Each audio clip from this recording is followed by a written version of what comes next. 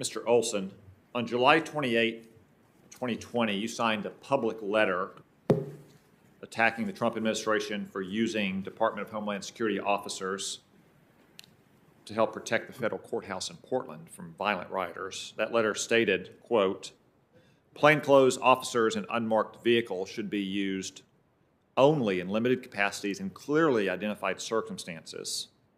Crowd control is not among those circumstances." Mr. Olsen, on January 6, 2021, did the Department of Justice or FBI have any plainclothes officers among the crowd at the Capitol? Senator, I'm not aware of whether or not there were plainclothes officers in among the crowd at the Capitol on January 6th. Did any plainclothes officers enter the Capitol on January 6th? I don't know the answer to that, Senator. Mr. Olsen, I got to say your answers to many questions today are disappointing because they boil down to essentially, I don't know. Did you prepare for this hearing? Did you know this hearing was happening before this morning?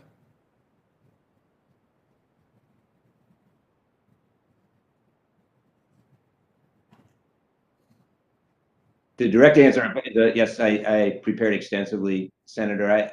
Many of the questions are about specific facts that I don't have. Well, I mean, what was I do think that one of the most important points that I would emphasize is, again, it's a general matter. It's not appropriate to comment on ongoing investigations. Well, I didn't ask you about an ongoing investigation, but I just flipped to the cover of my binder here. It says the title of this hearing is "The Domestic Terrorism Threat 1 Year After January 6th.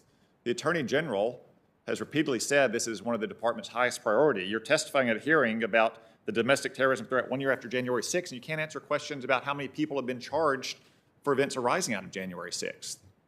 Would you go into a briefing with the Attorney General, your boss, and not be able to answer such basic questions?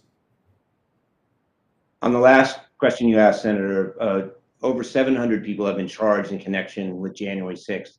About 325 have been charged with serious felonies in connection with attacks on the Capitol. 10 minutes ago, Senator Cruz asked you this series of questions, and you didn't have the answer. You didn't have the answer for how many people have been charged with violent offenses or nonviolent offenses and so on and so forth. Have you been given the answer in the last 10 minutes? I'm sorry if I misunderstood, Senator, but I believe that Senator Cruz was asking me about other events, not the January 6th event. Okay.